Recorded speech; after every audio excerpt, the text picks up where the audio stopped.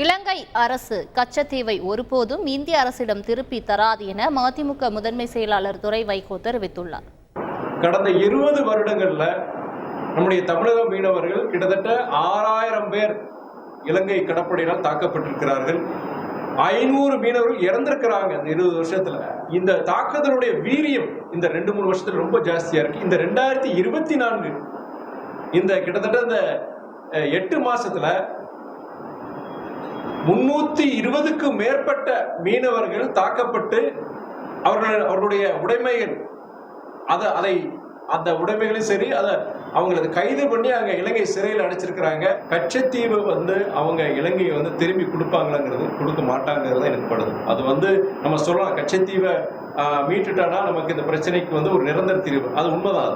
கச்சத்தீவை சுத்தி இருக்கிற பகுதிகள் தான் இந்த பிரச்சனை. நம்ம இன்னைக்கு தாராவாரத்தை கொடுத்தோமோ கச்சத்தீவோ அன்னைக்கு பொறுத்த மீனவர்கள் இன்னைக்கு இருக்கிற பகுதி பார்த்தீங்கன்னா அங்கதான் மீன் பிடிக்க நம்ம ஆளுங்க போறாங்க.